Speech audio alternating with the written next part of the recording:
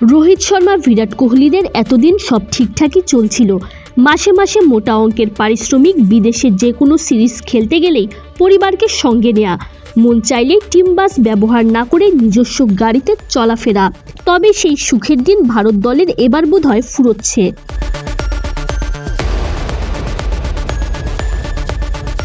Border Gavaskar সিরিজে অস্ট্রেলিয়ার বিপক্ষে হারের পর থেকেই দলের খেলোয়াড়, বিশেষ করে তারকা খেলোয়াড়দের উপর বিশেষ বিধিনিষেধ জারি করতে যাচ্ছে বিসিসিআই। ভারতীয় দলের বেতন কাঠামো এতদিন ছিল সরকারি চাকুরির মতো।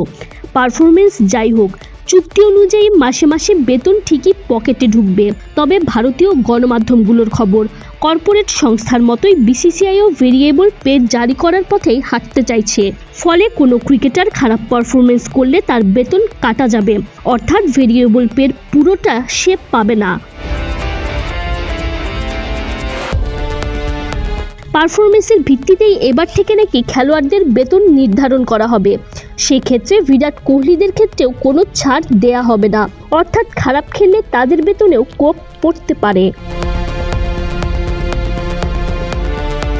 বর্ডার গাভাস্কার ট্রফির পুরো সিরিজেই বিরাট কোহলি লোকেশ রাহুলের স্ত্রীকে মাঠে বসেই খেলা দেখতে দেখা গেছে।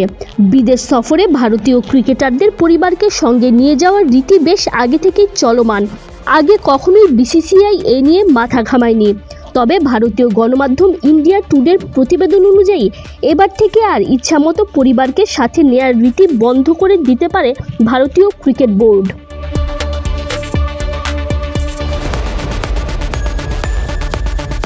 পরবর্তী সময় থেকে বিদেশ সফরে ক্রিকেটারদের পরিবারের লোকজনকে পুরো সফরে নাও রাখতে দেয়া হতে পারে। সেক্ষেত্রে ৪৫ দিনের সফরে হয়তো ১৪ দিনের জন্য থাকতে দেয়া হতে পারে। আবার ৪৫ দিনের কম সফরের ক্ষেত্রে বড়জোর ৭ দিন হতে পারে। তবে মাঠে বসে ক্রিকেটারদের খেলা উপভোগে পরিবারকে কোনো বিধিনিষেধ দেয়া হবে না। আরও একটি ক্ষেত্রে বিসিসিআই কঠোর সিদ্ধান্ত নিতে পারে। ওই প্রতিবেদন অনুযায়ী দলের মধ্যে ঐক্য বাড়াতে খেলোয়াড়দের একসঙ্গে টিম বাসে যাওয়ার নিয়ম চালু করতে পারে বিসিসিআই। ভারতীয় তারকাদের মধ্যে অনেকেই নিজেদের ইচ্ছে মতো অনুশীলন এবং ম্যাচের আগে পরে নিজস্ব গাড়িতে চলাফেরা করেন। তবে এ নিয়ম চালু হলে সেটা আর করতে পারবেন না কোনো cricketer. Tanzim Oishi, BD quick time.